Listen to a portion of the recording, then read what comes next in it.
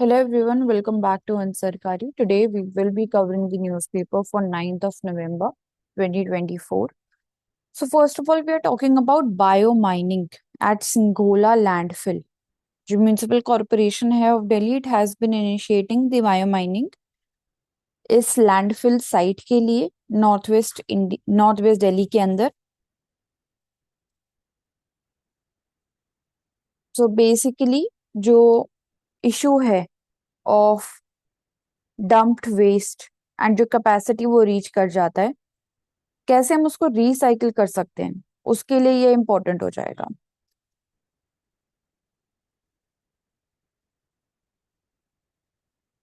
Dumped waste की जो volume है almost 9 lakh metric tons of silt and material तक चली जाती है. तो दिल्ली डेवलपमेंट अथॉरिटी जो डीडीए है that is also responsible. And इसके साथ 2023 में साइट को भी डिक्लेयर कर दिया गया था कि सैचुरेट हो चुकी है, मतलब एडिशनल डंपिंग नहीं हो पाएगी, कैपेसिटी रीच हो चुकी है. इसके बाद एमसीडी ने ये बायो माइनिंग का जो प्रोजेक्ट है वो यहाँ पे स्टार्ट किया है, ताकि जो वेस्ट है इस साइट के अंदर प्रेजेंट उसको हम ट्रीट कर सकें.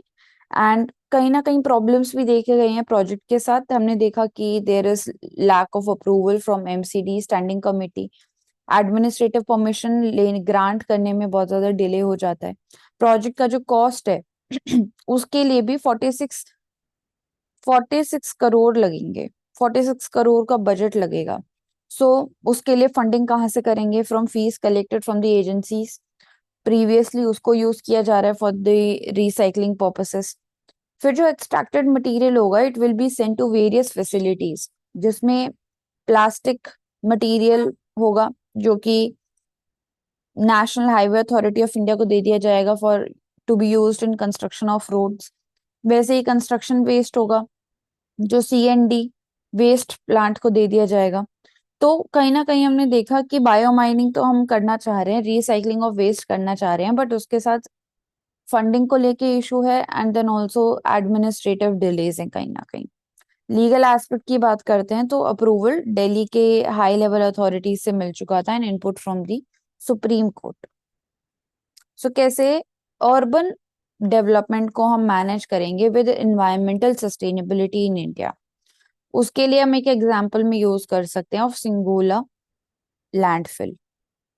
अर्बन वेस्ट सैचुरेशन का इशू है, तो रिसाइकलिंग को प्रमोट करना चाहिए, वेस्ट सेग्रीगेशन को प्रमोट करना चाहिए from the household level only, क्योंकि डायरेक्टली पोल्यूशन को रिड्यूस करने में हेल्प करेगा एंड पब्लिक हेल्थ को एनहांस करेगा.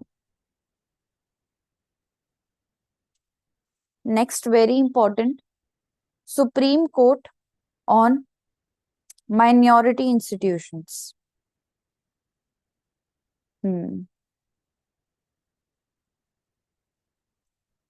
सो यहाँ पे बेसिकली जो सुप्रीम कोर्ट ऑफ इंडिया है it is re examining the criteria to determine the minority character of the educational institutions, जिसमें फोकस जो है वो एएमयू के ऊपर है, basically Aligarh Muslim university, and उसका जो माइनॉरिटी स्टेटस है. तो यहाँ पे प्रोटेक्शंस को रीडिफाइन करने की बात हुई है under the article 30 of the Indian constitution, जो कि गारंटी करता है माइनॉरिटीज को कि that they have the right to establish and administer the educational institutions. उसमें आप इंटरफेयर नहीं कर सकते हैं. अलीगढ़ मुस्लिम यूनिवर्सिटी जो एएमयू है it was also established in 1920 and minority institution है, मुस्लिम्स को बेसिकली एजुकेशन प्रोवाइड करता है.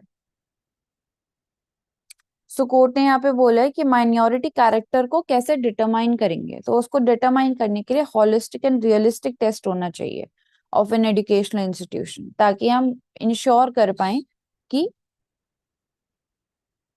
जो आर्टिकल 30 है उसको हम प्रोटेक्ट कर पा रहे हैं, जो कि अलाउ करता है कि लिंग्विस्टिक और रिलीजियस माइनॉरिटीज हैं वो अपने लिए एक एजुकेशनल इंस्टीट्यूट एस्टैब्लिश कर पाए एंड उसको एडमिनिस्टर कर पाए.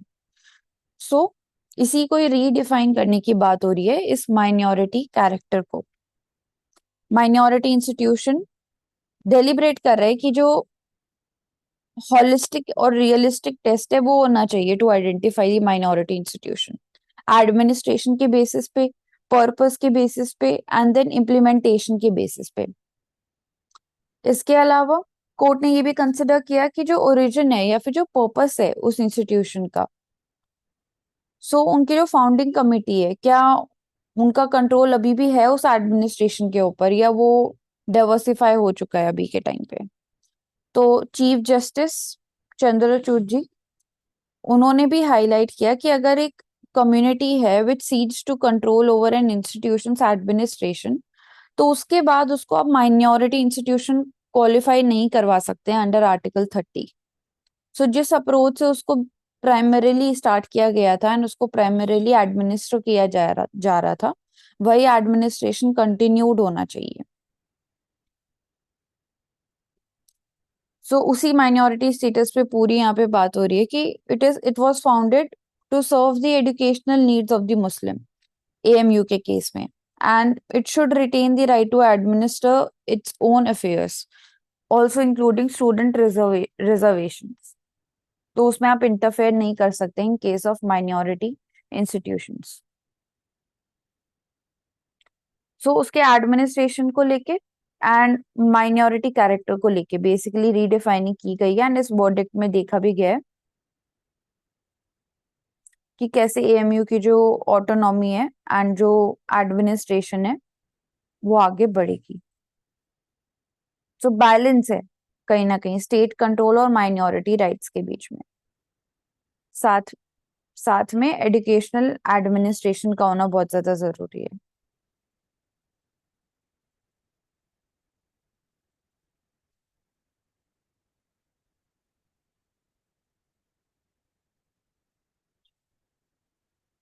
यहाँ पे भी एएमयू के बारे में ही बात कर रहे हैं। डिसीजन ने रीअफर्म किया है कि एएमयू का जो माइनॉरिटी कैरेक्टर है वो ठीक है, एंड क्राइटेरिया सेट किया है कि कैसे माइनॉरिटी स्टेटस को हम डिटरमाइन कर सकते हैं फॉर एजुकेशनल इंस्टीट्यूशंस। एडिशनली यहाँ पे ये भी कमिटमेंट दिया गया है by the central and the state agencies that जो यूएपीए है उसका भी कहीं ना कहीं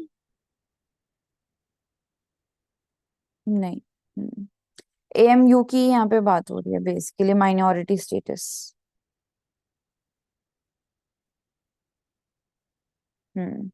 मुस्लिम रिजर्वेशन के लिए हिस्टोरिकल कॉन्टेक्स्ट की भी बात की गई है कि Mohammad Anglo Oriental college, sir Syed Ahmad Khan, उन्होंने इसको स्टार्ट किया था 1877 के अंदर। 1920s में फॉर्मली रिकॉग्नाइज किया गया इसको as a company, as a university. फिर धीरे धीरे हमने देखा कि एएमयू की भी जो रिजर्वेशन पॉलिसी है वो 2006 में चैलेंज की गई थी by the Allahabad high court. उसका जो माइनॉरिटी स्टेटस है उसको चैलेंज किया गया था, बट अभी रिसेंटली इसका माइनॉरिटी स्टेटस पे क्लैरिटी हमको मिली है, एंड कैसे हम कैरेक्टराइज करेंगे minority character of an education institution, उसमें भी आगे के लिए हमें हेल्प मिली है। ताकि क्योंकि ये जो माइनॉरिटी इंस्टीट्यूशंस होते हैं स्पेशली एजुकेशन इंस्टीट्यूशंस, ये कम्युनल हार्मनी को भी मेंटेन करने में कहीं ना कहीं मेजरली कंट्रीब्यूट करते हैं।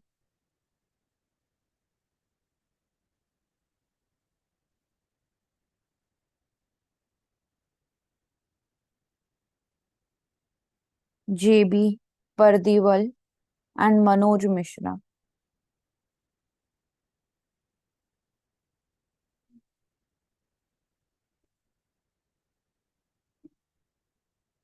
इसके साथ साथ यूएपीए का जुडिशियस यूज होना चाहिए ताकि मिस यूज को हम अवॉइड कर पाए, वॉर और टेरर को और ज्यादा कोलैबोरेटिव बनाने के लिए। डिफरेंट फॉर्म्स में हम देख रहे हैं काउंटर टेररिज्म स्ट्रैटेजीज आ रही हैं इन the case of cyber crimes, in the case of financial terrorism also NIA का रोल आ जाता है।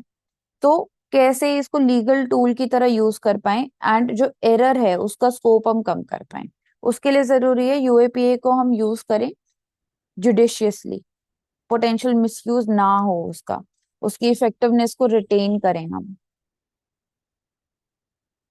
सो NIA will be conducting more capacity building sessions for the states, different campuses, ताकि जो क्वालिटी है of the regarding also the digital evidence and secure conviction terror cases के अंदर उनको हम जुडिशियस बना पाए।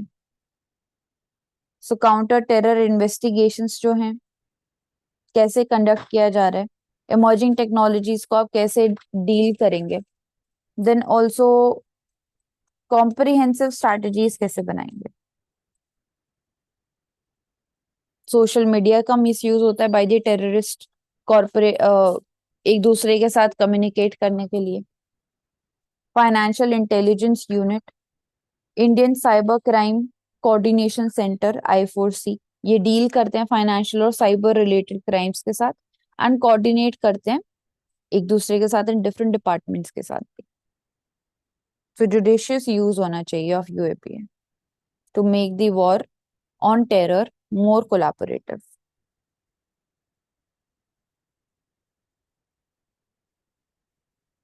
11 lakh artisans upskilled under Vishwakarma scheme in 1 year। 11 lakh artisans को अपस्किल किया गया है, उनको ट्रेनिंग प्रोवाइड की है, टूल प्रोवाइड किए गए हैं and then also credit facilities provide की गई हैं ताकि उनके लाइवलीहुड को इम्प्रूव किया जा सके एंड बिजनेस को एक्सपैंड किया जा सके। सो PM विश्वकर्मा स्कीम के अंदर टॉप 5 ट्रेडर्स जो बेनिफिट हुए हैं,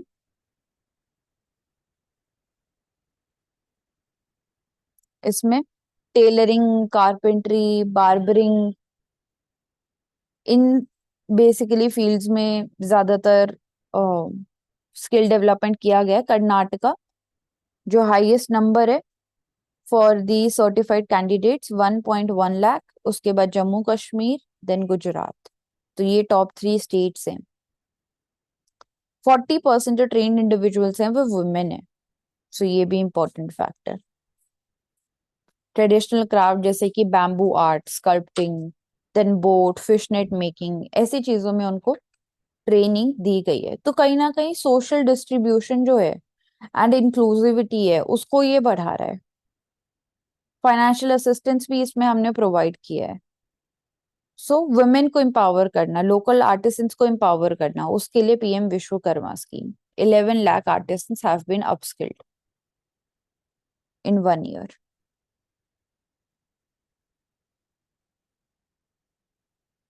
then PM internship, top companies में हमने देखा था 1 लाख से भी ज्यादा इंटर्नशिप अपॉर्चुनिटीज है जो प्रोवाइड की जा रही हैं। 3 लाख इंटर्नशिप एप्लीकेशन अभी तक रिसीव हो चुकी हैं। 5,000 का मंथली अलाउंस दिया जाएगा एंड 6,000 का वन टाइम ग्रांट दिया जाएगा। सो जो यूथ है वो इन टॉप कंपनीज में, इमर्जिंग टेक्नोलॉजीज की टॉप कंपनीज में बेसिकली अप्लाई कर सकते हैं। बट यहाँ पे भी क्वेश्चन उठता है, ये क्वेश्चन उठता है कि क्या जो स्किल्स हम सीख रहे हैं उसको हम लॉन्ग टर्म जॉब क्रिएशन में कन्वर्ट कर पाएंगे, या कितना सस्टेनेबल है बेसिकली इंटर्नशिप प्रोवाइड करना। So supply chain management, process associate, manufacturing associate, plant operations, basically इन सेक्टर्स में ज्यादा अपॉर्चुनिटीज प्रोवाइड की जाएंगी।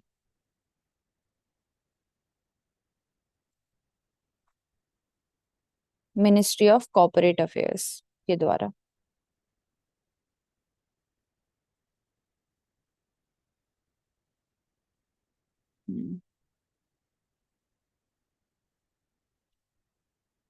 Australian states back national plan to ban children younger than 16 from social media।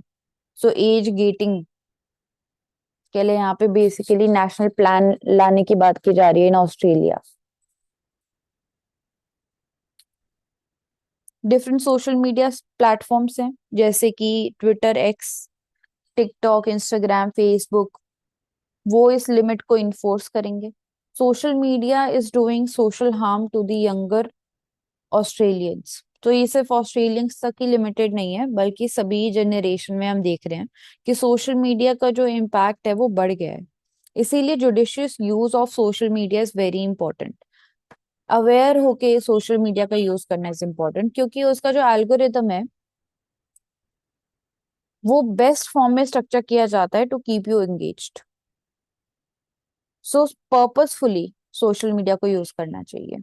And साथ में as getting के concepts को भी हम भी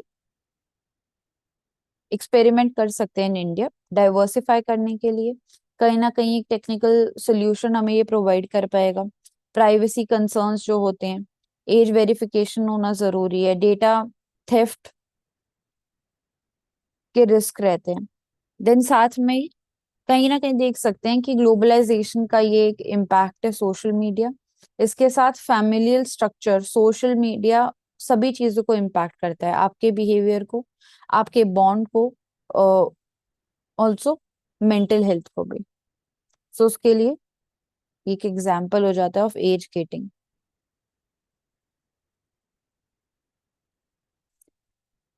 what you own versus collective good. So material resources की यहाँ पे बात हो रही है, प्राइवेट प्रॉपर्टी राइट्स के बीच में and then concept of collective good के बीच में कैसे आप बैलेंस मेंटेन रखेंगे। Material resources of the community, so basically जो गवर्नमेंट एक्विजिशन होता है ऑफ द प्राइवेट प्रॉपर्टी, उसी से रिलेटेड है, हम कुछ टाइम से देख भी रहे हैं इस केस के बारे में। सो 1986 में हमने देखा था कि इस केस के अंदर महाराष्ट्र में चैलेंज किया गया था, property owners association versus the state of Maharashtra. वहां पे मैंडेट किया गया था the transfer of ownership of certain buildings to tenants from the government, ताकि अफोर्डेबल हाउसिंग प्रोवाइड की जा सके। जो प्रॉपर्टी ओनर्स थे उन्होंने ये आर्ग्यू किया कि जो लॉ है it is unfairly depriving them of ownership without just compensation, and उनको कहीं ना कहीं फोर्स किया गया for acquisition. So article 31 right to property, article 300A की भी यहाँ पे बात की जा रही है, जो कि स्टेट को ज्यादा अथॉरिटी प्रोवाइड करता है टू एक्वायर प्राइवेट प्रॉपर्टी। इसके साथ आर्टिकल 39B, जहाँ पे जो आइडिया है of material resources of the community उसकी बात करते हैं हम, and it should how it should be distributed to serve the common good. सिर्फ गवर्नमेंट एक्विजिशन को जस्टिफाई करने के लिए आप इसको यूज नहीं कर सकते हैं। तो सुप्रीम कोर्ट का यही जजमेंट आया है कि जो आर्टिकल 39B में है उसको उसको बेसिकली आप जस्टिफाई नहीं कर सकते प्रॉपर्टी एक्विजिशन जो आप कर रहे हैं। एडिक्वेट कंपनसेशन होना चाहिए एंड स्पेसिफिक क्राइटेरिया होना चाहिए इन चीजों के लिए। तो जो रिसोर्सेज हैं वो कम्युनिटी बेनिफिट के लिए होनी चाहिए, and they should serve as collective, they should serve the collective needs, जैसे कि पब्लिक लैंड है या फिर रिसोर्सेज है, rather than privately owned residential buildings, उनका आप एक्विजिशन प्रेफर नहीं करें। So importance of compensation and private property का प्रोटेक्शन दोनों ही जरूरी है। Property rights, article 39B।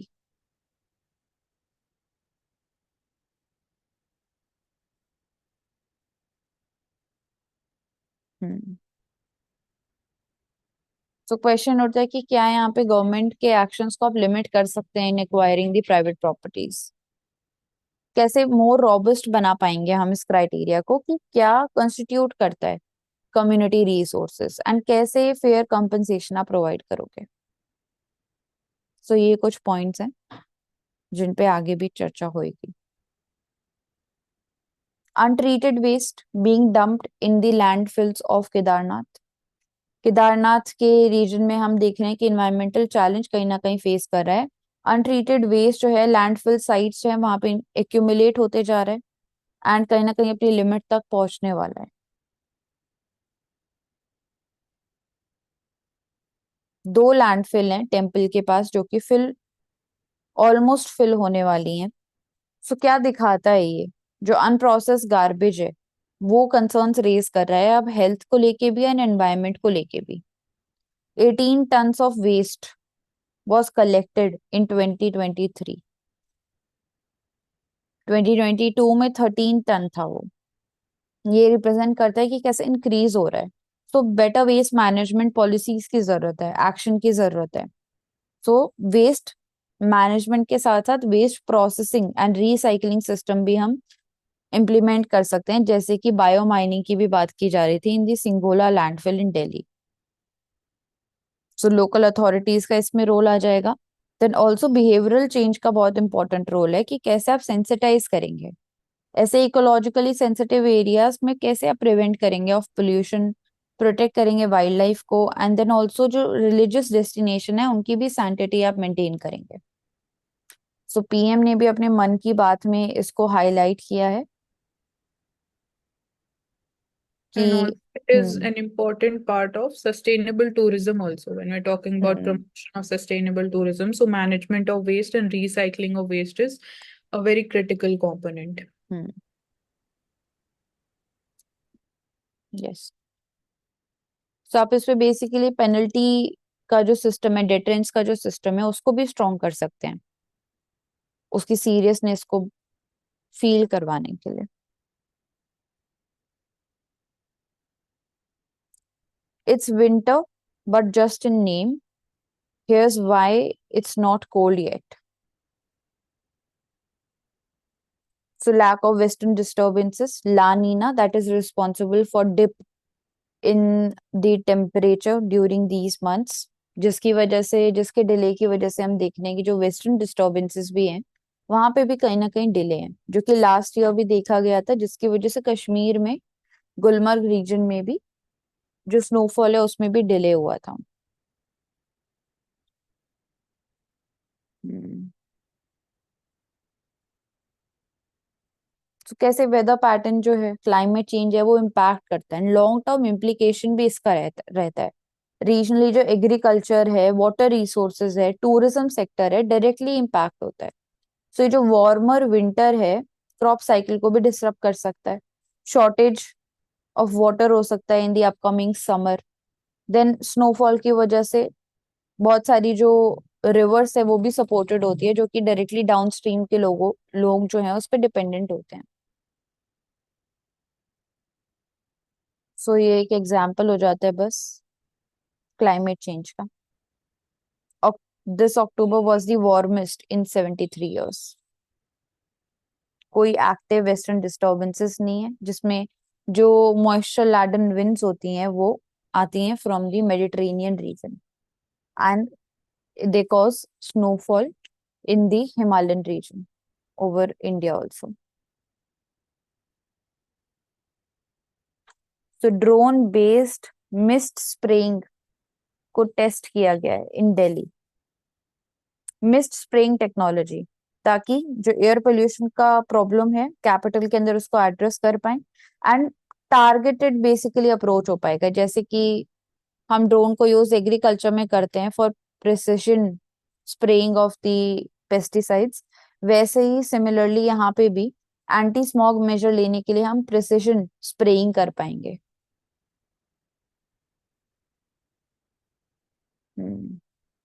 सो एयरबॉर्न पोल्यूटेंट्स को रिड्यूस कर पाए। जो ड्रोन्स है they are capable of carrying 15 litres of water and fine mist को वो रिलीज करते हैं in hard to reach areas.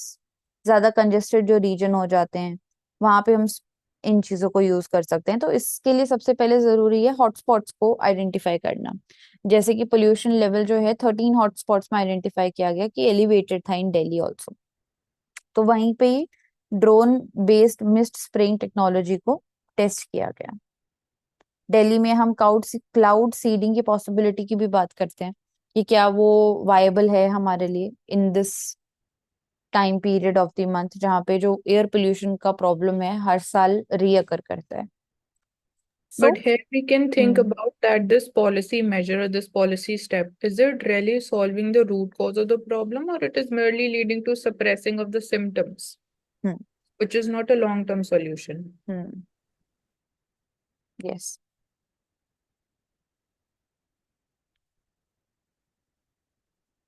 Then drones to emerge as a game changer in the fisheries sector।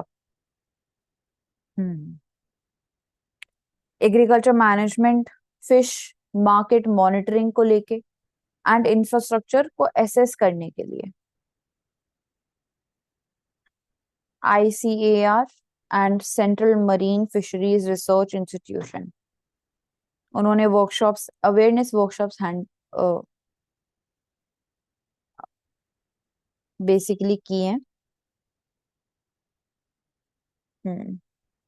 So fish behaviour को observe करने के लिए, distress signal detect करने के लिए, इसके साथ रियल टाइम डेटा प्रोवाइड करने के लिए हम ड्रोन्स को यूज कर सकते हैं, ताकि सस्टेनेबल फिशरीज मैनेजमेंट की तरफ हम बढ़ पाए।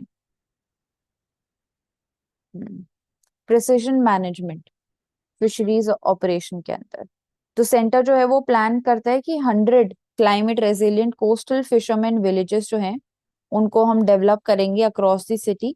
22 करोड़ का इन्वेस्टमेंट इसमें दिया जाएगा, ताकि इंफ्रास्ट्रक्चर और साथ ही साथ जो फिशिंग कम्युनिटी है उसका क्लाइमेट को लेके भी रेजिलियंस हम बढ़ा पाए। इसरो का भी इसमें रोल आ जाएगा, जो कि सपोर्ट करेगा इसको, सैटेलाइट बेस्ड रियल डेटा देगा, real time tracking of the fishing vessels उसमें हेल्प करता है।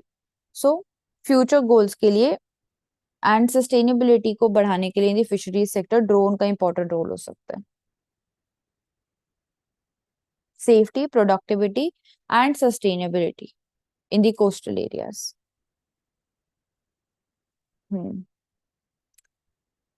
फिर हम बात कर रहे हैं, the only thing that saves us from the bureaucracy is its inefficiency. Hmm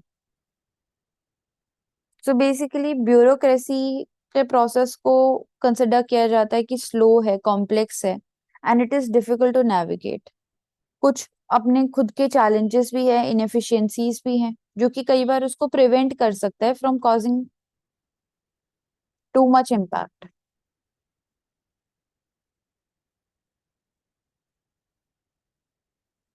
so bureaucracy का भी परफेक्टली इफेक्टिव होने से हम बोल सकते हैं कि टू मच कंट्रोल कहीं ना कहीं हो सकता था ऑन दी पीपल्स लाइफ, बहुत ज्यादा रिस्ट्रिक्शन हो सकती थी।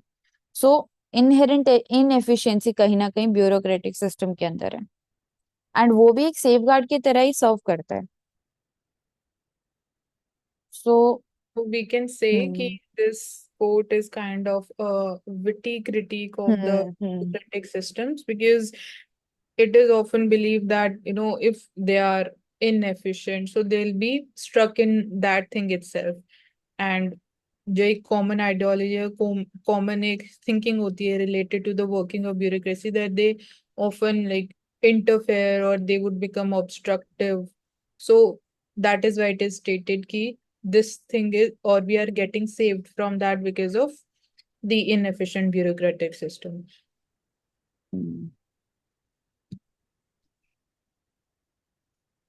So competition commission of India, उन्होंने देखा है कि जोमेटो और जो स्विगी है उन्होंने कंपटीशन लॉज को कहीं ना कहीं वायलेट किया है, due to their exclusive contracts with specific restaurants, market competitiveness को लिमिट किया है, एंटी कॉम्पिटिटिव प्रैक्टिसेस हैं, सिलेक्टेड रेस्टोरेंट्स के साथ उन्होंने एक्सचेंज किया है लोअर कमीशन रेट्स पे। सो इसीलिए बोला जा रहा है कि कॉम्पिटिटिवनेस को कहीं ना कहीं हैम्पर किया है, एक्सक्लूसिविटी को उन्होंने प्रमोट किया है। तो इन्वेस्टिगेट सीसीआई कर रहा है अभी इसके रिगार्डिंग, एंड उसके बाद ही डिसाइड होगा कि क्या पेनल्टीज एंड क्या changes required in the business practices, ताकि फेयर कंपटीशन हम मेक श्योर कर पाए मार्केट के अंदर।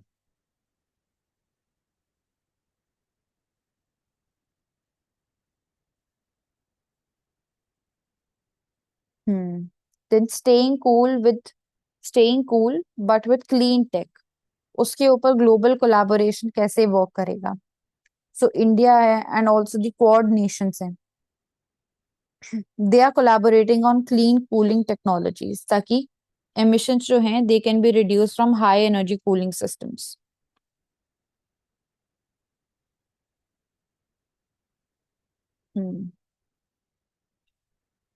क्योंकि हीट बर्डन जब बढ़ रहा है तो उसके साथ साथ जो कूलिंग सिस्टम है उनकी भी डिमांड इंक्रीज होती जा रही है, जिसकी वजह से ग्रीन हाउस गैसेस एमिशन जो है वो इंक्रीज होता है, जिसमें HFCs, हाइड्रोफ्लोरोकार्बन आ जाते हैं, जो कि एसी के अंदर, रेफ्रिजरेंट के अंदर यूज किए जाते हैं।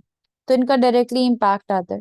इंडिया ने भी अपने लॉस को अमेंड किया था टू रिड्यूस HFCs, क्योंकि किगाली अमेंडमेंट में हमने देखा था कि हमने फेज डाउन करने की बात की थी of such harmful refrigerants, and उसी उसी के साथ उसी के सेम लाइन पे कमिट करते हुए इंडिया ने भी लॉज इम्प्लीमेंट किए थे, एंड इंडिया ने अचीव किया है कूलिंग एमिशन का रिडक्शन बाय 45%। ये गोल है इंडिया का अचीव करने का बाय 2050, ताकि सस्टेनेबल इंफ्रास्ट्रक्चर को हम प्रमोट करें। सो कैसे ग्लोबल कूलिंग इनिशिएटिव्स हैं, बेसिकली वो बात कर रहे हैं of improving energy efficiency and साथ में ग्रीन हाउस गैसेस के एमिशन को कम कर पाए, क्लाइमेट फ्रेंडली रेफ्रिजरेंट्स अवेलेबल हो पाए मार्केट के अंदर। क्या वो फाइनेंशियली वायबल होंगे? क्या उनको हम उनकी एक्सेसिबिलिटी बढ़ा पाएंगे? वो क्वेश्चन उठता है। हीट वेव का जो चैलेंज है वो इंक्रीज होते जा रहा है, हीट वेव की फ्रीक्वेंसी इंक्रीज होती जा रही है, जिसकी वजह से डायरेक्टली और इनडायरेक्टली जो कूलिंग सिस्टम है उनकी भी डिमांड बढ़ती है। So India cooling action plan वो भी यही टारगेट करता है कि 20 to 25% रिडक्शन होना चाहिए in the cooling demand, 20 to 40% in energy consumption, and shift होना चाहिए to a low global warming potential refrigerants. So उसमें इंडिया लीड कर सकता है क्लाइमेट फ्रेंडली कूलिंग के अंदर। मिशन मोड अप्रोच की जरूरत है, नेशनल कैपेसिटी बिल्डिंग इनिशिएटिव्स की जरूरत है, डेडिकेटेड बजट लाइन होनी चाहिए फॉर लॉन्ग टर्म सक्सेस। फिर इसके मैन्युफैक्चरिंग को लेके, मैन्युफैक्चरिंग भी हम प्रमोट कर सकते हैं in India, transfer of technology पे फोकस कर सकते हैं from the developed countries. COP 28, वहां पे भी 63 कंट्रीज ने प्लेज किया था to reduce cooling emissions by 68% by 2050। Global cooling pledge non binding है and it could provide cooling access to 3.5 billion people by 2050, जिसके लिए $17 trillion in energy will be costed. So global cooling pledge, sustainable cooling system, Kigali amendment, India cooling action plan, ये keyword हो जाते हैं यहाँ पे। Then also quad का क्या रोल हो सकता है?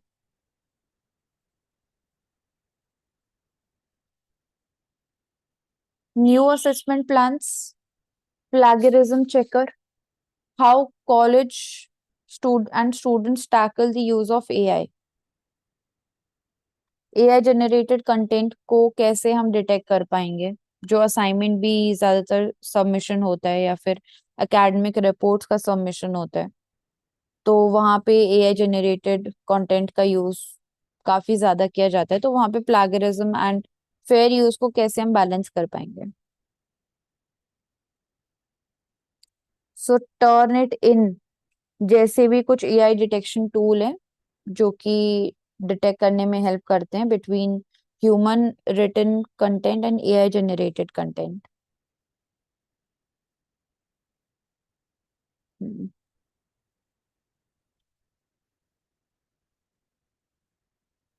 बट इफ वही असाइनमेंट्स आपके पेन एंड पेपर फॉर्मेट में सबमिट हो रहे हैं तो वो थोड़ा मुश्किल भी हो जाएगा टू डिटेक्ट करना।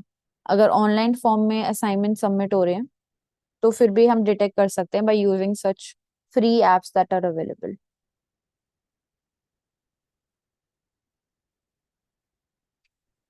तो कहीं ना कहीं जो रिलायंस है, ओवर रिलायंस की तरफ, ओवर रिलायंस कहीं ना कहीं हो सकता है ऑन सच एआई टूल जैसे कि चैट जीपीटी। सो आपकी जो नेचुरल क्यूरियोसिटी है वो कम हो सकती है, आप खुद से ट्राई नहीं करेंगे सॉल्व करना असाइनमेंट को।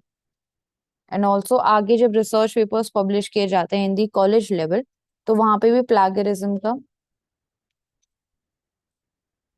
चैलेंज जो है वो जनरेट होता है, एंड आगे आप पब्लिश नहीं कर पाएंगे फिर अपने रिसर्च को कहीं पे भी। Chief elector officer, Mansi di आप हाईलाइट कर दीजिए इनका role. Ashique.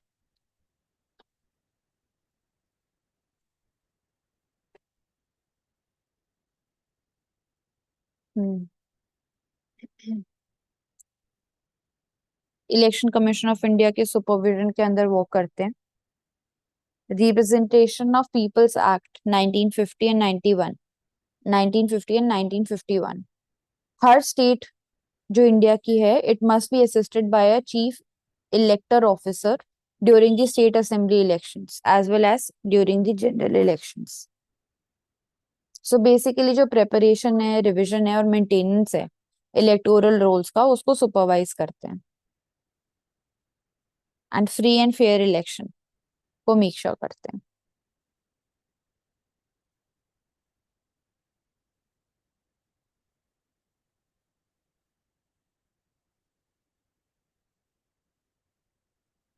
High court formulate policy to absorb Anganwadi staff in government services. 24 lakh women across India will be benefited. So anganwadi workers और जो हेल्पर्स हैं इसेंशियल है हमारे लिए बहुत सारे स्कीम्स के अंदर, जैसे कि इंटीग्रेटेड चाइल्ड डेवलपमेंट सर्विसेज हैं जिसमें फोकस करते हैं मैटरनल हेल्थ पे और चाइल्ड हेल्थ पे, उसमें इंपॉर्टेंट रोल प्ले करते हैं। सो इनकी जो सिलेक्शन और ट्रेनिंग है, इन वर्कर्स को लेबल किया गया है यहाँ पे as honorary and they receive only a nominal honour rather than a regular salary और एम्प्लॉयमेंट बेनिफिट्स। सो इसी चीज को क्रिटिसाइज किया गया है यहाँ पे कहीं ना कहीं, उनको मिस नॉमर बुलाया गया है। एंड ये जो वर्कर्स हैं ये फुलफिल करते हैं कुछ डिफाइंड रोल्स, अंडरगो करते हैं process of selection and supervisory structures के अंदर फॉर्मली वर्क करते हैं। सो कोर्ट ने यहाँ पे हाईलाइट भी किया है कि एक इनहेरेंट मास्टर सर्वेंट रिलेशनशिप है between the government and anganwadi staff.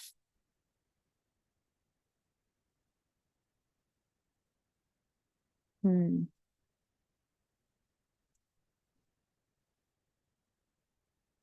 सो कहीं ना कहीं unequal bargaining power of unemployed women particularly from the rural areas का नोट किया है यहाँ पे हाई कोर्ट ने।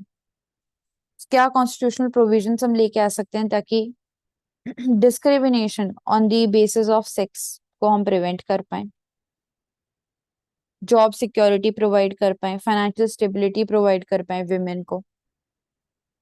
सो आंगनवाड़ी वर्कर्स के केस में यहाँ पे बात की जा रही है। फिर जो रूलिंग है इट में also lead to broad reforms, जो स्टेटस एंड जो ट्रीटमेंट है for the anganwadi workers and helpers across India.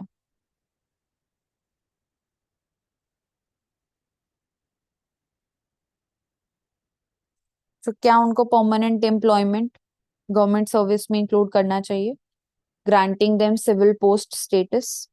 And ये जो डिसीजन है it will be impacting over 1 lakh women in Gujarat and around 24 lakh women across India. So Gujarat high court ने direct किया है central और स्टेट गवर्नमेंट्स को टू क्रिएट अ पॉलिसी ताकि इन आंगनवाड़ी वर्कर्स को एंड आंगनवाड़ी हेल्पर्स को हम एब्जॉर्ब कर पाए इनटू गवर्नमेंट सर्विस।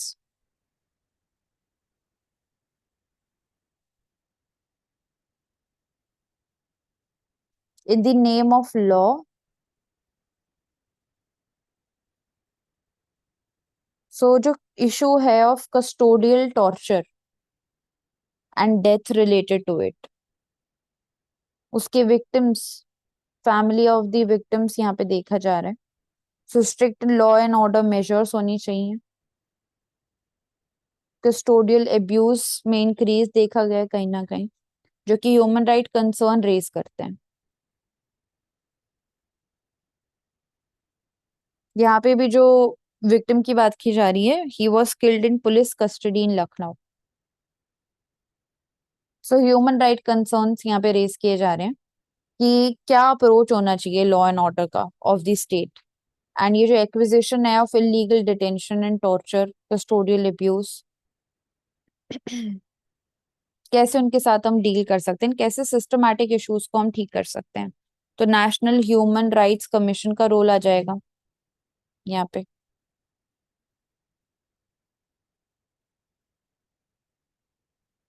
इसके अलावा एक और यहाँ पे कीवर्ड बताया जा रहा है of instant justice. So UP government का भी जो स्टैंड है यहाँ पे वो टफ रहा है on promoting law and order, and police को भी कहीं ना कहीं एक्सटेंसिव पावर दी गई है टू टैकल क्राइम्स एंड एक नैरेटिव सेट हो गया है ऑफ प्रोवाइडिंग इंस्टेंट जस्टिस। तो क्या रियली इंस्टेंट जस्टिस प्रोवाइड की जा रही है, एंड क्या पुलिस इंस्टेंट जस्टिस प्रोवाइड कर सकती है? तो क्या कल्चर है पुलिस फोर्स के अंदर, वो भी एक इम्पोर्टेंट रोल प्ले करता है हमारी सोसाइटी में। कैसे पुलिस मिसकंडक्ट है उसको हम एड्रेस करेंगे, उस उन एफिशिएंसीज को हम एड्रेस करेंगे। सो एक्शन होना चाहिए, एंड इसके अंदर इन्वेस्टिगेशन होना चाहिए, साथ में लीगल रिफॉर्म्स हमें लेके आने चाहिए ताकि कस्टोडियल कंडक्ट कैसे हो उसको लेके भी गाइडलाइंस को हम और स्ट्रिक्ट कर पाए, अकाउंटेबिलिटी मेजर्स, लॉ इन्फोर्समेंट को हम बढ़ा पाए।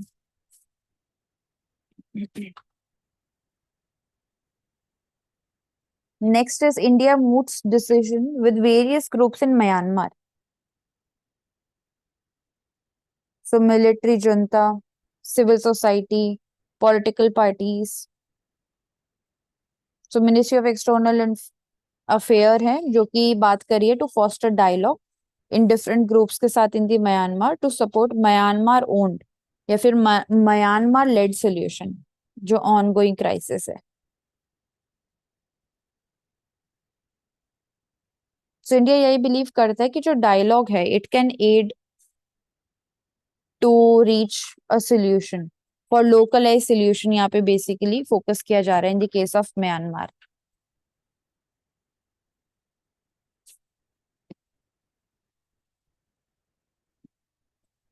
देब्रॉय committee charted the railway's path toward competitiveness, but most recommendations still work in progress. So 2015 में एक्सपर्ट कमेटी बिठाई गई थी on railway reforms which was headed by the late economist Bibek देब्रॉय।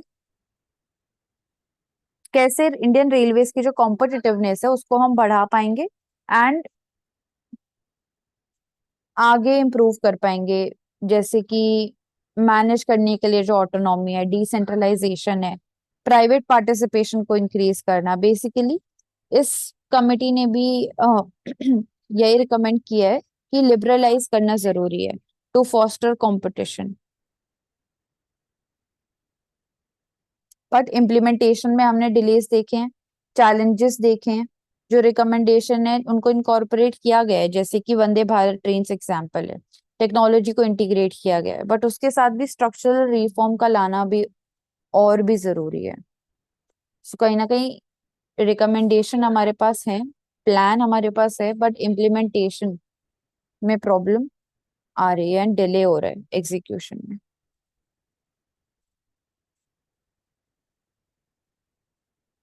So liberalisation की तरफ हम बढ़ रहे हैं, टेक्नोलॉजी का इंटीग्रेशन कर रहे हैं for the Indian railways, and climate concerns की वजह से हम इलेक्ट्रिफिकेशन ऑफ इंडियन रेलवेज की भी बात करते हैं, जिसमें जो ओल्ड रेलवेज का बेसिकली डीजल पे जो रन होती हैं रेलवेज, उनका जो स्ट्रक्चर रह जाएगा उनको भी हम बाद में रीपर्पस कर सकते हैं, टोटली डिस्कार्ड करने की जगह। Then regarding ISRO is planning civilian navigation access through NAVIC. So regional navigation system है NAVIC इंडिया का, इसको सिविलियन यूज के लिए कैसे अवेलेबल करवाएंगे, कैसे नेविगेशन कैपेबिलिटी जो है इंडिया और नेबरहुड, जैसे कि अभी हम गूगल मैप्स यूज करते हैं, उसको हम यूज कर पाए। सबसे पहले ऐप होना जरूरी है उसका, एक्सेसिबिलिटी के लिए on the smartphones, compatible chipset होना चाहिए, एक्यूरेसी का होना जरूरी है। एक्यूरेट जो नाविक है it offers better than 10 metre accuracy throughout India, तो वो सिविलियन नीड्स को कहीं ना कहीं इनहांस्ड एक्यूरेसी के साथ सपोर्ट कर पाएगा। अभी हम फॉरेन नेविगेशन सिस्टम जैसे जीपीएस यूज करते हैं, उसकी जगह इंडिजिनस लेवल पे हम नाविक को प्रमोट करेंगे for location based services. MP Forest Department considering using satellite collars to track the wild elephants Madhya Pradesh के अंदर।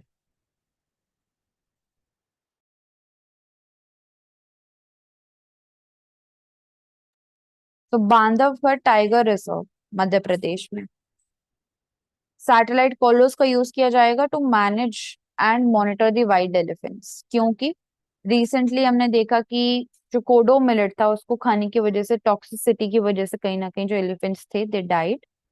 एंड उसके बाद ही अथॉरिटीज ने कंसिडर किया है कि सैटेलाइट कॉलर्स का यूज किया जाएगा। क्या बेनिफिट है उसका? एलिफेंट हेल्थ भी आप मॉनिटर कर सकते हैं, उनके मूवमेंट ट्रैक कर सकते हैं। साथ ही में ही जो ह्यूमन एनिमल कॉन्फ्लिक्ट होता है उसको भी प्रिवेंट करने में हेल्प कर पाएगा। कहीं ना कहीं हम अलर्ट दे सकते हैं लोकेशन के बेसिस पे कि ह्यूमन सेटलमेंट्स के पास वाले एरिया में एलिफेंट जो है वो आ गए हैं।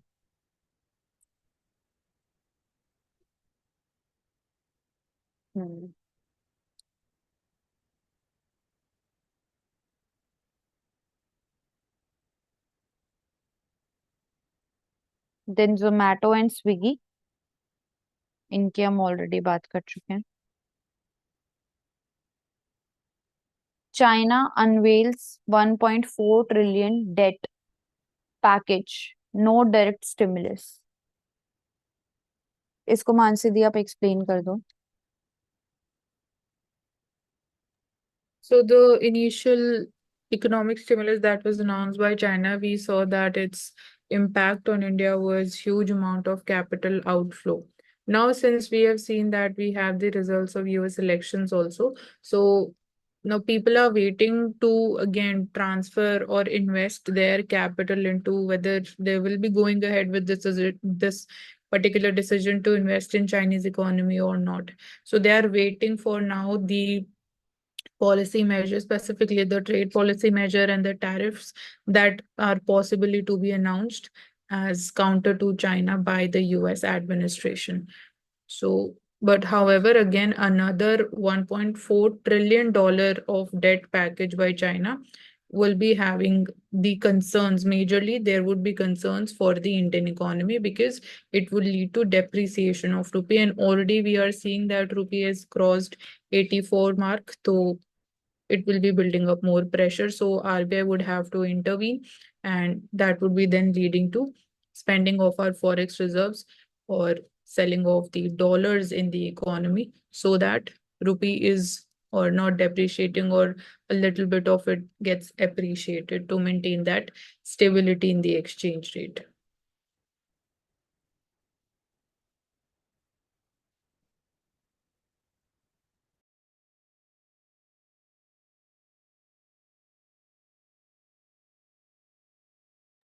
सो satcom spectrum,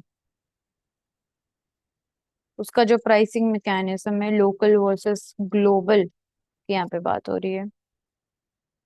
So it is becoming hmm. Geo versus Starlink. So satellite spectrum जो है, it is seen that it is allocated by the administration. There are no auctions happening. So Geo is stating कि you need to first study the feasibility कि auctions किए जाने चाहिए. Whereas जो global players are, for example, Satcom, they are satisfied or they agree with the administrative allocation of the satellite spectrum.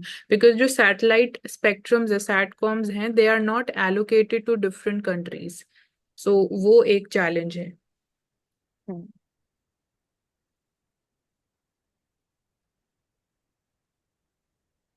Government advances, release time of GDP data.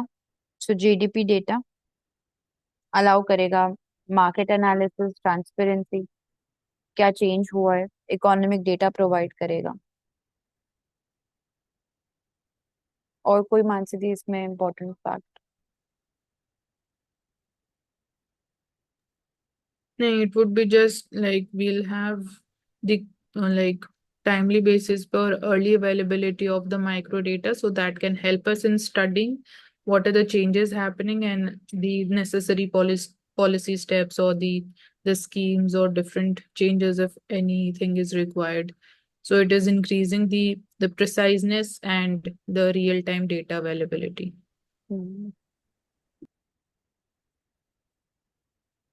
Centre teams up with Goa for mini Silicon Valley. High-tech industries आ जाएंगे, data centres, semiconductor facilities, EV manufacturing, उसके लिए help कर पाएंगे by this collaboration to establish a mini silicon. So जो global capability centres भी हैं उसका हब बना सकते हैं हम गोवा को इन सेक्टर्स में। National industrial corridor development corporation, उनका रोल आएगा to establish a concentrated support area for emerging businesses, dedicated support मिल पाए। एंड ये जो पूरा इनिशिएटिव है कहीं ना कहीं इंडिया का भी जो लॉन्ग टर्म गोल है to become self reliant in technology and competitiveness अपनी बढ़ा पाए ग्लोबल लेवल पे भी, उसमें हेल्प करेगा। अभी silicon valley is majorly Bangalore, and north side में बात करते हैं तो गुड़गांव में।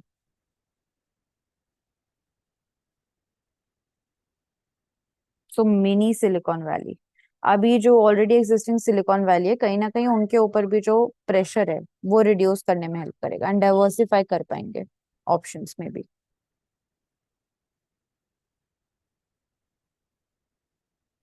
सो आईआरडीएआई के chairman Debashish Pandey has called for 100% FDI, foreign direct investment, in India's insurance sector. Insurance penetration हम बढ़ा पाए। FDI is currently capped at 74% insurance sector के अंदर। 100% उसको अलाउ करने की बात हो रही है, मोर इन्वेस्टमेंट लेके आ पाए, कंपटीशन कहीं ना कहीं क्रिएट होगा। इसके साथ एक्सेसिबिलिटी है और जो कवरेज है of insurance services for the citizens वो इम्प्रूव हो पाएगा। तो जो विजन भारत है बाय 2047 उसको अचीव करने में हेल्प करेगा to achieve a universal insurance coverage. तो लॉन्ग टर्म गोल्स के साथ भी अलाइन होगा एंड इंश्योरेंस कवरेज के साथ बेसिकली हेल्थ केयर सेक्टर में हम एक्सेसिबिलिटी को इम्प्रूव कर पाएंगे फॉर द सिटीजन्स। कस्टमर्स को बेनिफिट होगा ताकि चॉइस चूज करने के लिए उनके पास ऑप्शन होंगे, बेटर प्रोडक्ट होगा कहीं ना कहीं। World food prices hit 18-month high in October, FAO food and agriculture organisation की रिपोर्ट है। वो बता रहे हैं it is majorly due to weather that is impacting the crop production. So climate change का डायरेक्ट इम्पैक्ट है। उसके साथ साथ जियोपॉलिटिकल टेंशन भी है, जैसे कि डिफरेंट कॉन्फ्लिक्ट्स, रशिया और यूएस कॉन्फ्लिक्ट जो कि फूड सप्लाई चेन को डिसरप्ट कर रहा है, जिसकी वजह से कंज्यूमर जो है उसके ऊपर इम्पैक्ट आता है, फूड इन्फ्लेशन देखने को मिलता है एंड स्पेशली जो मार्जिनलाइज सेक्शन है वो सबसे ज्यादा वल्नरेबल हो जाता है। Climate justice versus green hustle,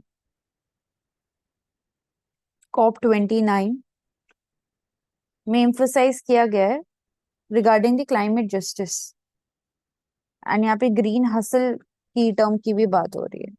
कैसे जो क्लाइमेट इम्पैक्ट है और उसकी जो रिस्पॉन्सिबिलिटी है उसके अंदर इनइक्वालिटीज को हम एड्रेस कर पाएंगे। इक्विटेबल और सस्टेनेबल क्या है जो सोल्यूशन हम लेके आ रहे हैं। So global south island nation है, अफ्रीका है, एशिया है, डिस्प्रपोर्शनेटली इम्पैक्ट होते हैं from the climate change despite contributing less to the global emissions. So COP29 basically एक अपॉर्चुनिटी प्रोवाइड कर रहा है ऐसे नेशंस को जहां पे आप डिमांड कर सकते हैं climate justice, free fair and just solutions लेके आ सकते हैं for the climate change and लेके आ भी रहे हैं। जो नीड्स है उनको प्रायोरिटाइज करना चाहिए। तो जो वेल्दिएस्ट 10% ग्लोबल पॉपुलेशन है it is responsible for 50% of the emissions, whereas जो 50% poorest population है it is contributing the least but it suffers the most from the climate impact. So जो developing nations हैं they often lack the resources which are needed for climate change adaptation, challenges face करते हैं, finance climate finance को लेके challenges face करते हैं। तो differentiated common but differentiated responsibility का कॉन्सेप्ट आता है यहाँ पे। क्लाइमेट डिप्लोमेसी, ग्लोबल साउथ की वॉइस रेज करना जरूरी है। इसके अलावा रीजनल लेवल पे भी कोऑपरेशन करना जरूरी है, जैसे कि आसियान, वो भी उनका भी रोल काफी ज्यादा इंपॉर्टेंट हो सकता है for building collisions and climate adaptation efforts को स्ट्रेंथन करने में। एग्रीकल्चर सेक्टर है, जैसे कि सब सहारन अफ्रीका के अंदर भी हमने देखा था कि सस्टेनेबल एग्रीकल्चर को प्रमोट करना जरूरी है। To improve the yields by 30% by 2050, जिसमें टेक्नोलॉजी का रोल आएगा, satellite technology, drone technology, then mobile based apps हैं जो कि हमें वेदर पैटर्न्स के बारे में बता पाएंगे। तो क्लाइमेट चेंज में भी चैलेंजेस देखे जाते हैं कि जो क्लाइमेट फंड है उनको एक्सेस करना, देन ब्यूरोक्रेटिक हर्डल्स आते हैं, डिफिकल्ट हो जाता है कहीं ना कहीं डेवलपिंग नेशंस के लिए कि वो सिक्योर कर पाए उन रिसोर्सेज को, ताकि क्लाइमेट चेंज के साथ वो अडेप्ट कर पाए। तो इसमें ग्लोबल साउथ में ही इनकरेज करना चाहिए हमें कि फाइनेंस मॉडल्स को कैसे इनोवेट कर सकते हैं, जिसमें जैसे इंडिया के अंदर ग्रीन बॉन्ड को भी इम्प्लीमेंट किया जाता है, प्राइवेट इन्वेस्टमेंट को हम प्रमोट कर सकते हैं। सो बेसिकली इसी पूरे चैलेंज की बात हो रही है कि क्लाइमेट जस्टिस तो कैसे एडवोकेट करें, along with adapting with the climate and along that ensuring the climate financing. So COP29, Zomato, Swiggy, CCI already हम बात कर चुके हैं। India ASEAN ties which are crucial to tackle modern issues, contemporary issues जैसे कि food, health security, political challenges को address करना in the neighbouring countries like Myanmar, वो जरूरी है। सो आसियान बहुत ज्यादा जरूरी है एंड रीजनल स्टेबिलिटी को मेंटेन करने में हेल्प करेगा, कंटेम्पररी इश्यूज को सॉल्व करने में हेल्प करेगा। इसके साथ इमर्जिंग मार्केट्स भी यहाँ पे हैं, तो इकोनॉमिक कोलैबोरेशन भी आसियान के साथ जरूरी हो जाती है। Trade, then tourism sector, mobility, transportation, inland waterways को प्रमोट करना, इन ओवरऑल एक इंटीग्रेटेड इंडो पैसिफिक रीजन के लिए जरूरी है इंडिया एंड आसियान का partnership. HADR, humanitarian assistance and disaster relief situations, maritime safety and security के अंदर, एजुकेशन सेक्टर के अंदर कोलैबोरेशन। आसियान जिसमें Cambodia, Indonesia, Laos Laos Malaysia, Myanmar, Thailand, Vietnam, India, ये सब पार्ट है। देन इंटर्नशिप हम कवर कर चुके हैं। How empires are built on the backs of animals, तो हिस्टोरिकल रोल रहा है एनिमल्स का वॉर के टाइम पे, जैसे इस इमेज में भी देख सकते हैं, कॉलोनियल एक्सपेंशन के टाइम पे। सो कैसे इसके साथ साथ ट्रांसपोर्टेशन के लिए भी जरूरी थे वॉरफेयर के साथ साथ। सो एनिमल का वॉरफेयर में यूज रहा है पहले से ही, जिसमें हॉर्सेस, एलिफेंट, कैमल को यूज किया गया है सोल्जर्स कैरी करने के लिए, ट्रांसपोर्ट गुड्स को ट्रांसपोर्ट करने के लिए, मिलिट्री कैंपेनिंग को सपोर्ट करने के लिए। हम्म। इसके अलावा जो एनिमल्स हैं उन्होंने एम्पायर बिल्डिंग में भी कंट्रीब्यूट किया है, बट उसकी वजह से एनिमल्स को एक्सप्लॉइट किया है एंड उन्होंने सफर किया है in the Wars, in the transportation, forced labour कहीं ना कहीं देखा गया है। तो ब्रिटिश का भी एग्जाम्पल यहाँ पे दिया गया है of the battle of Waterloo, जहाँ पे उन्होंने एक्सटेंसिवली हॉर्सेस को यूज किया। इंडिया में भी कॉलोनियल एक्सपेंशन जब हुआ ब्रिटिश एम्पायर ने यूज किया, एंड इंडिया के अंदर ट्रेडिशनली एलिफेंट्स का भी यूज होता था इन दी वॉरफेयर। सो कल्चरल डायनामिक्स को, लोकल इकोसिस्टम को शोकेस करता है ये, एंड इम्पैक्ट भी करता है कि कॉलोनियल एक्सप्लॉयटेशन जो है उसने सिर्फ ह्यूमंस को ही इम्पैक्ट नहीं किया है बल्कि एनिमल रिसोर्सेज को भी एक्सप्लॉइट किया है। सो एथिकल ट्रीटमेंट होना चाहिए, इन्वायरमेंटल कंजर्वेशन होना चाहिए। North east indigenous tease,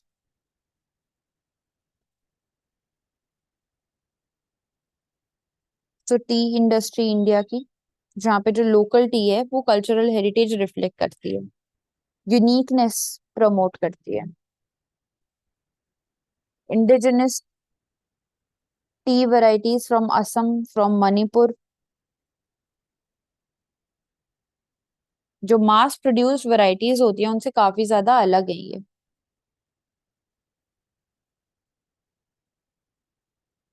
international T master association है, टी बोर्ड ऑफ इंडिया है।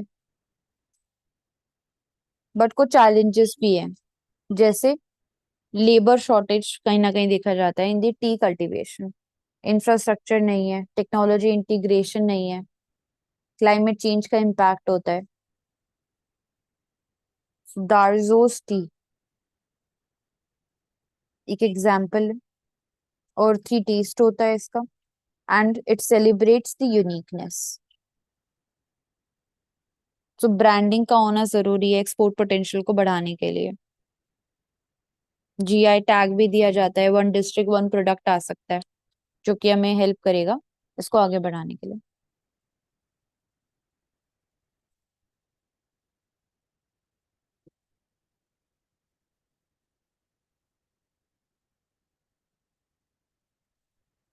राज्य स्थापना दिवस उत्तराखंड के अंदर, विकसित भारत,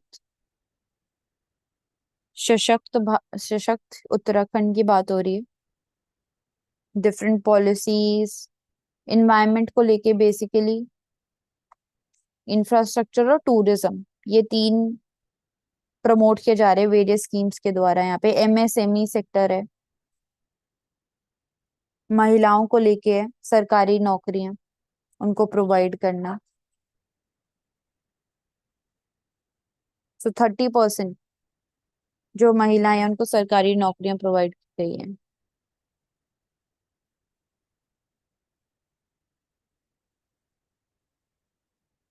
सो डेवलप इंडिया बनने में उत्तराखंड का क्या रोल हो सकता है, उस स्टेट के रिसोर्सेज हम कैसे यूज कर सकते हैं।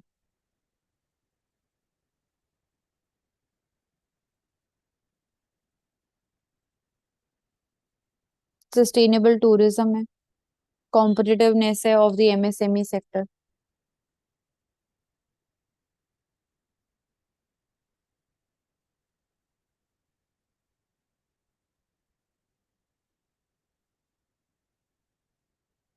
कुछ हाईलाइट करना चाहोगे मानसी आप इसमें? नहीं, इसमें जैसे लिखा है अच्छा व्यवसायिक वातावरण, तो ईज ऑफ डूइंग बिजनेस, निवेश अनुकूल नीतियां, अच्छी कानून व्यवस्था, लॉ एंड ऑर्डर, बेहतर connectivity. So all weather connectivity in tourism we talk about promotion of dark sky tourism या फिर डार्क स्काई वॉचिंग, जो रिसेंटली अभी हम फोकस कर रहे हैं, empowerment of women through MSMEs or promotion of horticulture products, and sustainable tourism would be the thing. So even when it comes to ease of doing business, so we are equally focusing upon like not surpassing or bypassing the environment impact assessment, as we have seen certain cases where resorts are being constructed by bypassing the EIA. So environment justice, so it can become a role model in this sense.